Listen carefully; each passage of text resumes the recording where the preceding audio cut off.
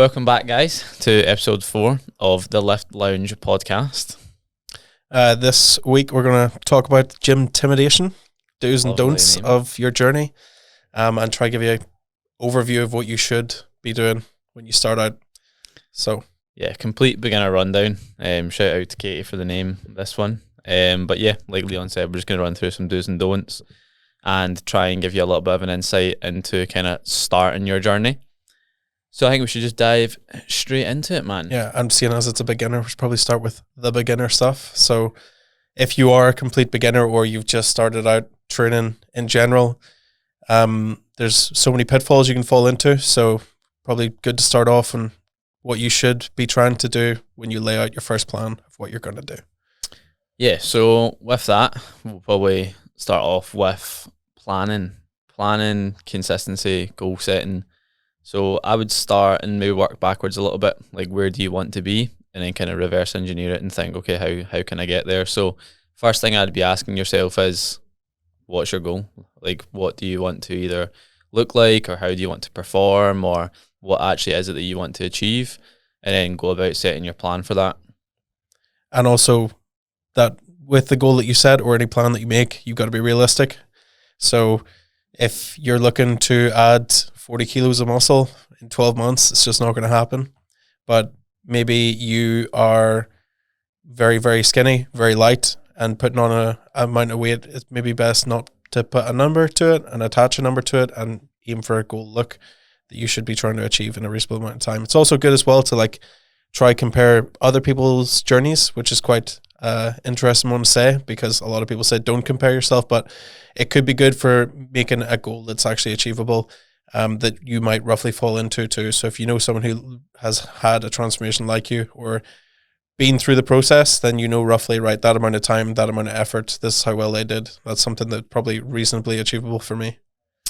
Yeah, have a look at a few people that have maybe been down a similar path that you want to go down, and then think, okay, like what have they been able to achieve, and then think, okay, well, if they've been able to do that, then I'll probably be able to achieve something relatively similar if I can put in the same amount of effort across the board. But let's ship it right back to like the very, very basics, and let's say that you've never been in a gym before. So a gym can be a pretty intimidating place, hence the name of this episode, Gymtimidation. So, two big guys like us in there, man, grunting around. So obviously it's pretty scary. I call myself big yet. But maybe let's go over some tips and stuff if someone's listening to this thinking, I want to get into the gym, I want to start, and I've literally never been in a gym before. What is some stuff that you would maybe think of straight off the bat? Right. Well, I mean, I don't know about you. The first time I ever went to a gym was with a friend. So, especially it's probably best if it's someone that has actually started training as opposed to just two headless chickens running around in there. But having someone who roughly knows what they're at or has been at least a couple of times can be good. Break your ice into entering that space and realizing it's not as big and scary as you thought it was going to be. And everyone there really doesn't care about what you're doing and are just cracking on with what they're doing. So going in, making sure you know what you're going to do for that session and having a friend there. Yeah, so first time I went to the gym was with my pals. Like went down after school. There's a group of us and kind of just messed around a little bit and tried to have fun with it. So yeah, definitely be going with a friend at least, or even like a group of friends, and you just can all go in and kind of encourage each other. I think is always going to be a good idea. And then, like you said, people that are in the gym, although it might be quite intimidating, it might be quite scary and whatnot, especially if there is like bigger people in the gym. That might be quite weird to say that, but it can be quite intimidating. But everyone's in the gym to improve on themselves. Like that is why literally every single person is going into the gym, because they want to walk out being slightly better than what they were walking in. They want to go in and make improvements. So I think being focused on the fact that everyone's in there for the same reason, everyone's in there to improve, everyone's in there to work on themselves, and no one's necessarily going to be that focused on you. Not that you're not great or anything, but everyone's going in the gym to work on themselves. Could be good as well to actually speak to people in there, get to know some of the people, make some friendly faces in there. And a lot of those big guys who seemed as scary and intimidating that day one are probably the guys who more than likely want to give you advice on what to do and what not to do. Now, their advice may be absolute balls, but it still could be good to speak to people, because then it's going to make that place a little bit less scary. Yeah, and I think you get that atmosphere at smaller, more like private based gyms. I think the larger, more commercial side of things is going to be harder to find that sort of community. Yeah, every based session there's a aspect. new group of people. Every hour there's a different group of people. Yeah. So I think going somewhere a little bit more private where you do maybe see the same faces and you do get a little bit more of like a group community, a little bit of a friendlier aspect can be good, especially if you've never been to a gym and you're maybe thinking, oh, I don't know what gym to go to, I don't know what gym to join. I'd actually maybe look at like a smaller, more private based gym where support your local. you're gonna get to know everyone on like a personal basis and it's not just a face. You'll actually see the same people, build up a friendship there, build up a community there. Because once you're friendly and comfortable with someone, you know, asking them questions is going to be easier. The ability for them to like give you advice as well, so they're going to feel way more comfortable giving you advice if they know you. I think that might be a better move for definitely at least some people, to be honest. And when you're starting anything new, especially the gym, you know, you're going to have very low confidence with what you're doing because you're an absolute newbie. You know, you've no idea what you're doing, no idea what's going on, and no idea what the other people around you are doing. So understandably, your confidence and competence are going to be low. So one of the best things you can do when you start out is just consistently go. As long as you're going consistently, then it will get better over time. Your confidence will rise. Your confidence will rise. So consistently go. Make sure you stick to whatever plan that you've set. Maybe it's 3 times a week. Make sure you're always there for that 3 times a week. Well, like you said there, actually having something to do when you go into the gym, like having a plan. One of the things that can result in you wandering like a headless chicken is like not knowing what to do, not knowing what movement to go and do, not knowing what machine to go and do, what exercise to go and do. If you've got a plan in front of you and you're doing the same thing for each day, like you said, 3 times a week, 4 times a week, 5 times a week, if you know what you're going in and you know what you're doing, you're just going to get on with it a lot more. You're not going to give yourself that chance for doubt to creep in or uncertainty to creep in. You're going to actually have some structure, so you're going to feel a little bit more confident in what you're doing. And if you don't know what plan to make or anything like that, just, you know, reach out for coaching probably. You know, that's probably a good shout. So let's chat about making a plan then.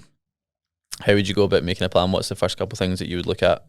Right. So obviously if you know what you want to do then, if you know what your goals are, it'd probably be good for us to pick like an example that is quite generalized, like a lot of people want when they first start. So a lot of people when they start either are overweight, want to lose weight, or they're underweight and they want to start being bigger. So probably let's do the bigger one because fat loss is talked about enough.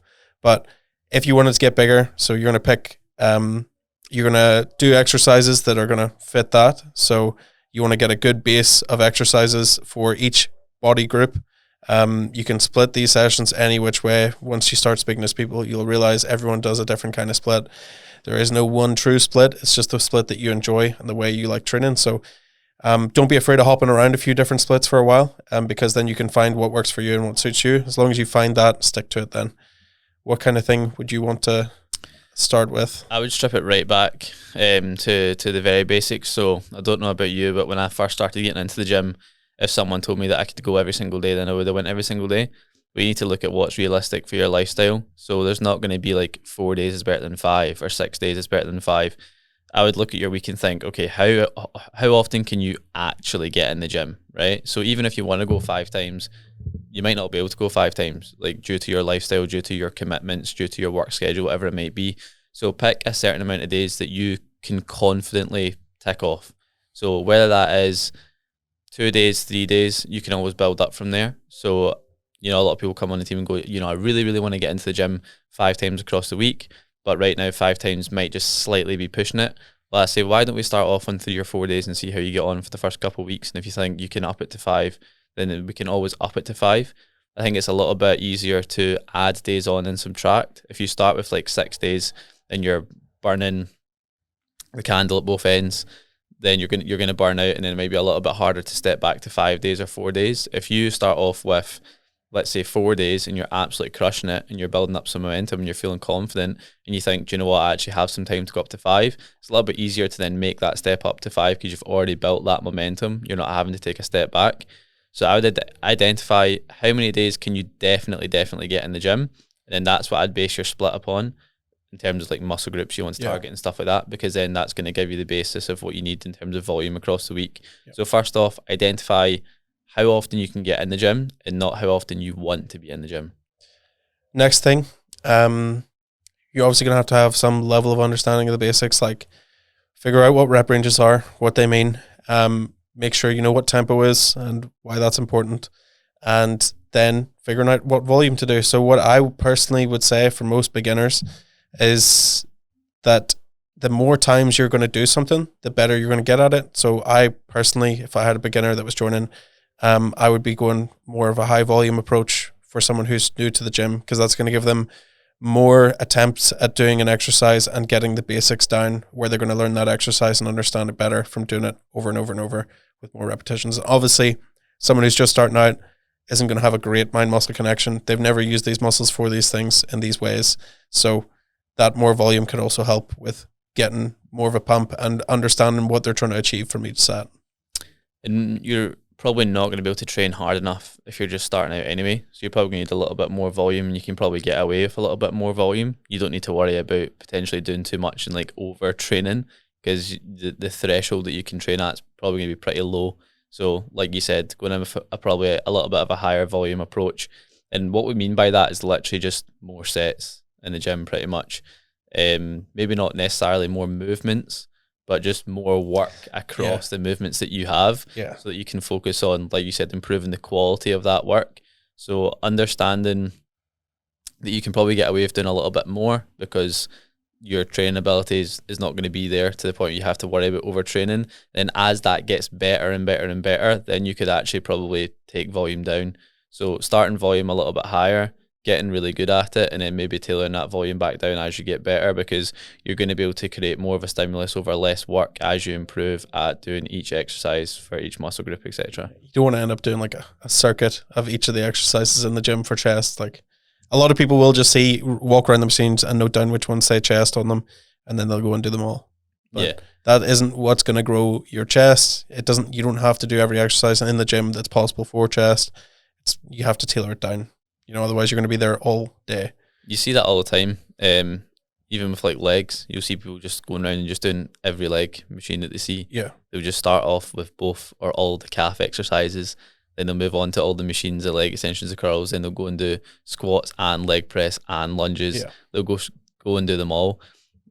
This probably isn't so much beginner, but look at the function of a muscle and then just go through a couple of different movements for the function of each muscle group. That's probably getting off the topic of beginner. We bet. The only time that you should be doing all the exercises in a gym for a muscle group is if your gym is tiny.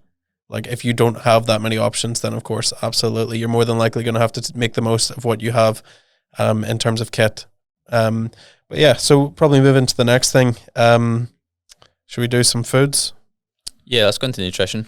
Yeah, so a lot of people, when they first start out training, they'll watch Rich Piana, man. They'll watch all these terrible videos on nutrition, think, oh God, this guy's huge and he only eats chicken and rice, man. So do I have to start eating chicken and rice? Absolutely not. The thing that you should be trying to prioritize when you're starting out, and if we're going to stay on topic for beginner and trying to gain muscle, you're going to have to be aware if you just hit your protein goal and you've got strength training in there, you're going to grow. But to optimize that, you should be trying to prioritize getting a decent amount of protein in. An easy formula for that is 2 grams per pound of body weight. You could even go as low as like 1.6 or 1.5 grams. Even 1 gram of protein per pound of body weight, if you're really struggling, is still going to be enough for you to get some muscle growth. Yeah, 1 gram is going to be sufficient. There's actually some research like less than 1 gram, which I probably wouldn't recommend, but I would just tailor it right back and just think, right, if you're 180 pounds, just aim for 180 grams of protein, because if you're a complete beginner, you've probably not tracked protein, you've probably not tracked food, which I think is a really important thing to touch on. Like, do you need to track your food straight from the get-go? Like, would you recommend someone track their food straight from the get-go? Straight from the get-go. I mean, it would be good to learn, but if you have any issues with like eating disorders or anything like that, I'd probably steer clear from tracking foods immediately until you've got a good relationship with food in general. But I think tracking foods and stuff can overcomplicate it. I think if you write out a plan and know what the calories are of this plan, it's good to stick to just a diet plan, because that will get you used to the structure. Okay, I'm trying to eat 5 meals a day. These are the 5 meals. And then once you've understood, right, actually the whole point of me eating these 5 meals a day is I'm trying to get a decent hit of protein in each meal. and I'm trying to get a decent amount of carbs pre and post workout. Okay, now I'm starting to understand why it's structured this way. Now I could start tracking it my own way. Because if it fits your macros, you might end up eating all your carbs for breakfast because you wanted to. And then your workout, this workout wasn't as good as yesterday, but because you ate all your carbs pre and post. So it's obviously going to feel better if you have all those carbs available, that fuel available for your session. So yeah. Yeah, and tracking food can feel quite restrictive, especially if you've not done it before. It can feel like, it's taken maybe too much of a grip on like your lifestyle and your routines and whatnot. So if you're someone that's thinking, well, I don't actually really want to track my food because it does feel quite restrictive, what I would recommend is maybe tracking for like a week and just coming up with a meal plan that you enjoy. So if you make sure that you track your food for a certain day, let's just say you've got a meal plan that you really enjoy, you've laid your meals out, you look forward to each of those meals, and you track a couple days worth, then just stick to that meal plan and then not track like food. Like you should realistically only need to track food until you're confident with the meals, you know that they're getting you to your goals, you enjoy them, you look forward to them, you're eating enough across the day. And if you just stick to that plan and you don't need to track it anymore, you just need to prep your food. And then that's obviously when prepping your food and stuff can come in really handy. But I think, again, you maybe going a step before that is, what do you enjoy? A lot of people think, what foods do I need to give up? I want to lose fat. Do I need to give up chocolate? Do I need to give up pizza? Whatever it might be. Like, realistically, no.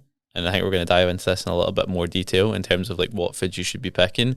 But you should be keeping the foods that you enjoy in your plan to somewhat, or else you're just going to end up coming off your plan. The cravings for them are going to be too strong.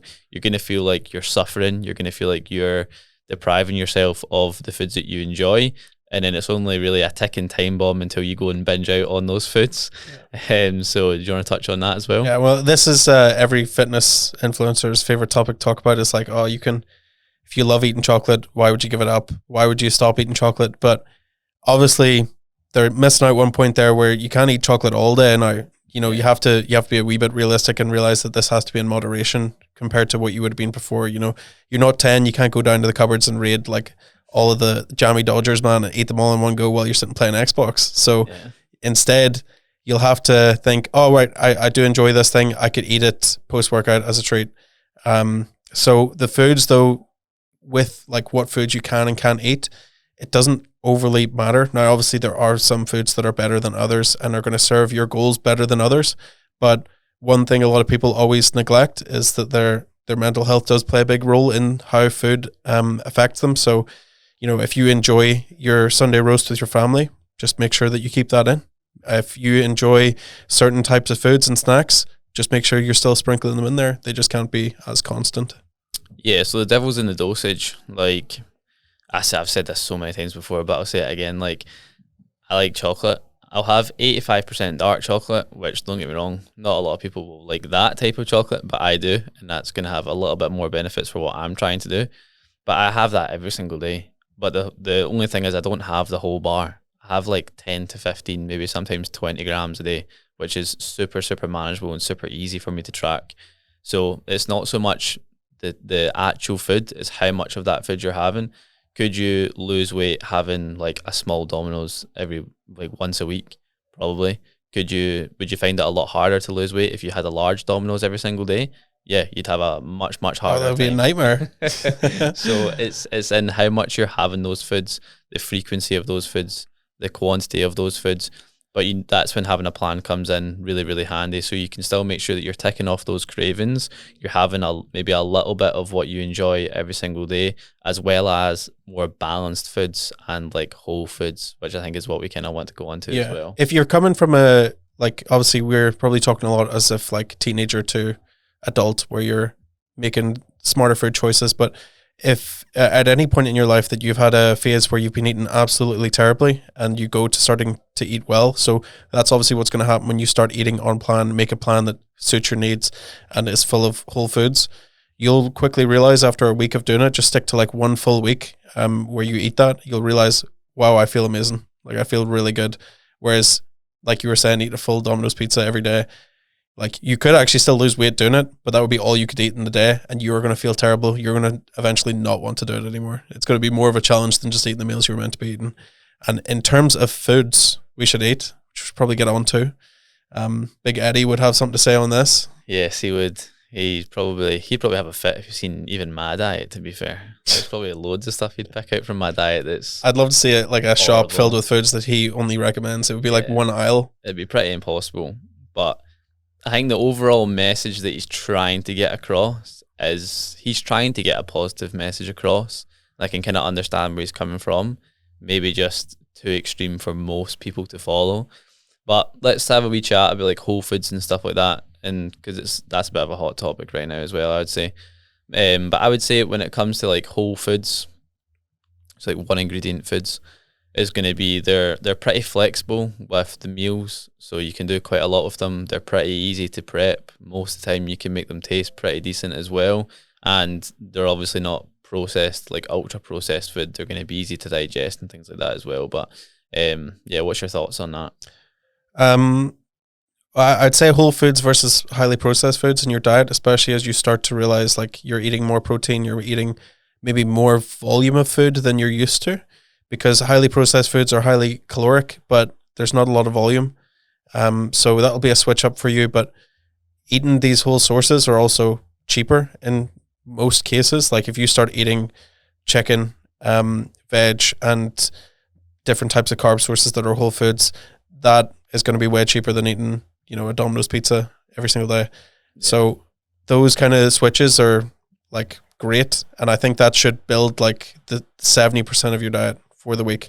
70% of your diet should be perfect, really good food. And that should be more than enough to get you the micronutrient like that you need throughout your day. Other 30% could be processed foods, could be your snacks, could be other stuff like that. You're still going to make great progress with a 70-30 split like that. Yeah, 100%. Totally agree with that.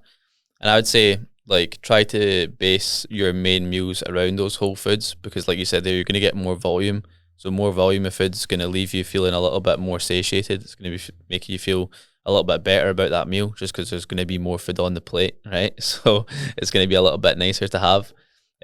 Like you said, if you put effort into those foods as well, you can make them taste really good. Like, you have flexibility in terms of like what you want to prep. So around those main meals, let's just say like lunch and dinner, stick to maybe like a whole food carb source, and then just like a simple carb source and a simple protein source. And you can do so much of that. There's so much variety and so much flexibility of that. It's easy to prep. It's easy to like batch cook for the rest of the week, so you can be ahead of schedule. It's easy to taste good as well, if, like I said, if you put in a little bit more effort. So I would, like you said, probably a 70-30% split with that, and that means you can still have a little bit of flexibility there as well. And should probably mention why we want them to eat whole foods. So the reason that you should be prioritizing whole foods over highly processed foods is that any food that isn't whole is going to cause more inflammation. If you have acne or any other kinds of issues, or you have bad digestion and you maybe don't realize you do, maybe you're farting all the time, you can't even drink milk without it flying through you. All of these things are causing a lot of inflammation in your body, and that's not going to be great in terms of recovery, your strength, and just mental clarity in general. But your whole body is pretty much like a machine at the end of the day, and what you're putting into it is the fuel source. And if your fuel source is absolute crap, you're going to feel like crap, you're going to operate like crap. So the more information that you hold, the worse your day is going to be. The less information you hold, life's going to be easier. It just comes down to like stress, I think. So a lot of people will think about stress and just think about like maybe like work stress and hitting deadlines. Yeah, and not stuff like oxidative that. Stress. But all like the inflammation, things like that, you're just putting your body into a stress state. When your body's stressed, your mental clarity, sleep, performance, recovery, all those factors are going to take a hit. And if all those factors are taking a hit, then progress is going to take a hit. They're all kind of linked together. So you're really just putting your body into a bit of a stressed environment if you are consuming, highly processed foods all the time. It's just maybe not the stress that you'd think of straight away. So probably come into the last big point, I'd say. Bullshit supplements that you should probably avoid. Yes. So do it. the first one that comes to mind for me, branched chain amino acids, BCAAs. For anyone who doesn't know, anything that says amino acids in it is a protein source. Simple as that. Essential amino acids, as the name suggests, are essential. You need them. They're very good. You're going to get most of them from your food. Branched chain amino acids, You're going to get most of those from your food. They're not essential for muscle growth, recovery. Supplementing them into your diet is absolutely pointless because you're going to get them anyway from your diet. So, spending that extra 10, 15 quid on a supplement and thinking you're doing something great for your body, you're just wasting money. Yeah. Kind of touched on the lad. Oh my God. Get it out, Keaton. But we kind of spoke about it on the last podcast. And you've kind of covered it there, to be fair. But branching amino acids, protein's just made up of amino acids. So if you're getting a complete protein source, then you're going to cover pretty much all of your branched chain amino acids anyway. So the need to supplement them is just not necessary. I would say EAAs are maybe a little bit more. You could argue to have EAAs because you're getting all the essential ones that you maybe might not be able to get from some food sources. And I think I said on the last podcast as well, like leucine's the main one that you're looking for there. But if you're eating a good diet, full protein sources, whole foods, all the good stuff we've been chatting about through this podcast, BCAAs are pretty pointless. But why don't we go into test boosters and fat burners? Well, for those that don't know, Big Keaton here takes loads of test boosters. That's why he's a fake natty. Yeah. But basically, my opinion on test boosters is like, at the end of the day, taking test boosters versus taking testosterone, what is going to make the difference? Testosterone. Taking test boosters, even if it increases your testosterone for 20%, you'd have to know by taking blood tests every day if that's being consistent in the blood every day. And there is obviously some studies for some that show it does have a significant impact, but are you going to notice that impact? Is it going to be so much so that it's worth dropping 40 quid a month on a supplement? In my opinion, no. But for maybe the placebo effect, which maybe you can touch on more because you actually take them and I don't. Yeah. But in my opinion, I feel like they're a bit of a waste of money. Right, so I'm going to defend myself a little bit here because I don't take any of these like testo things that you see from like home bargains Testo and boost. all that. That's not the stuff that Leon's talking about. So the stuff that I take is called Tonga Ali and Fedoja, which is been in quite a lot of studies, especially like Andrew Huberman's probably the one that's like hyped this up. So if you don't know who Andrew Huberman is, look him up, get to know him. But they've seen pretty significant increases, to be honest, in testosterone levels across the studies that they've done there, and that's like naturally occurring. So I'm pretty sure you get it from like plants. So I'll take that, and it's more so for the placebo effect, to be honest. It's like, do I notice a difference when I take it? Maybe like very, very subtly. However, do I notice a big impact in the placebo because I know that I'm taking it? I can tell myself when I'm going into my sessions and stuff, almost like a little bit of like a boost, like, oh, I'm taking this. It's seen good results in studies. Therefore, the placebo effect I get from that's actually pretty decent.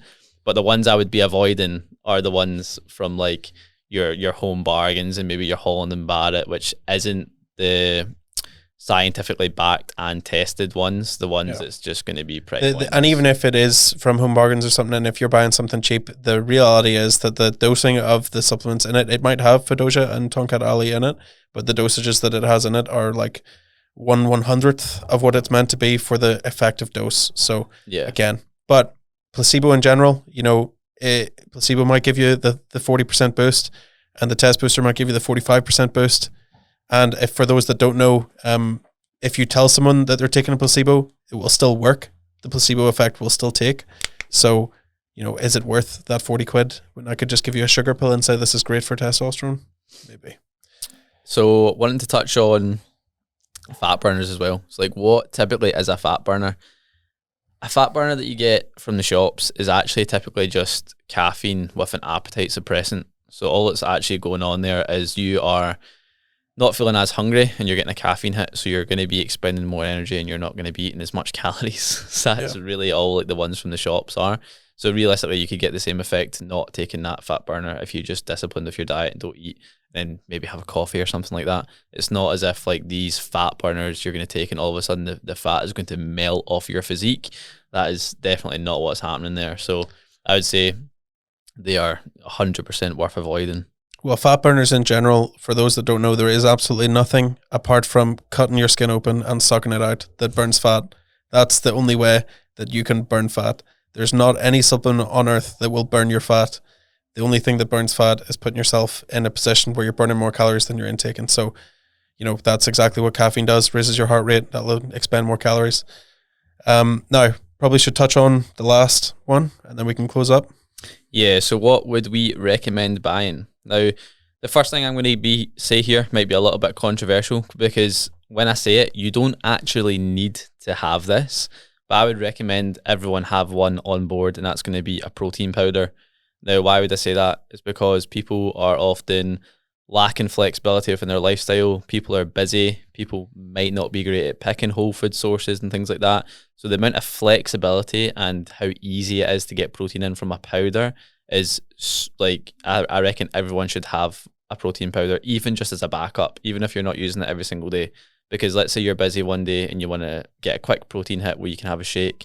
Let's say you're not feeling a shake, you can put it in a yogurt, you can put it in oats, you can use it for so much like flexibility in so many different foods, and it's just a really, really easy way to get your protein in, especially if you're finding it hard to get it from whole foods.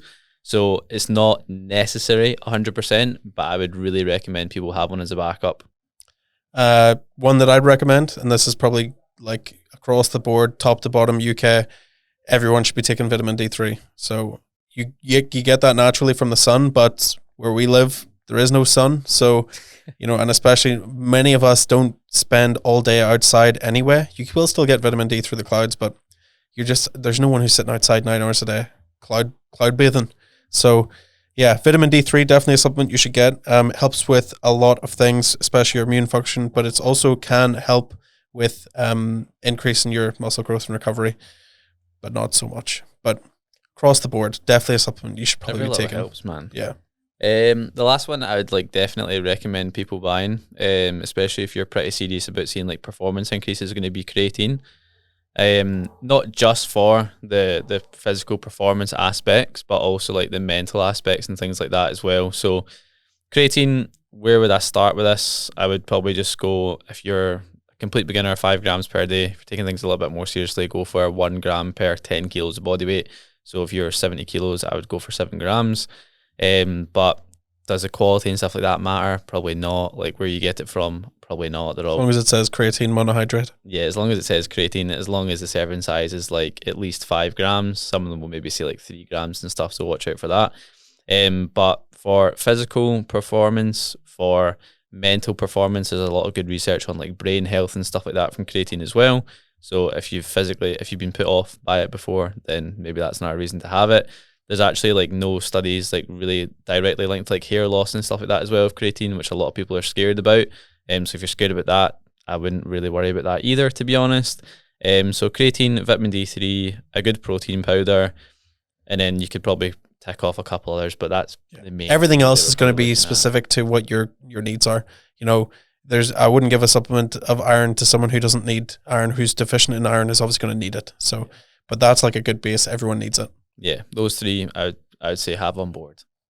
Right, and that will wrap up this podcast for today. Thank you for listening to episode 4 on Gymtimidation. Hopefully, if you're a beginner, that gives you a little bit more direction on where to go. And we'll be covering some of these topics in our podcast anyway, so keep on listening.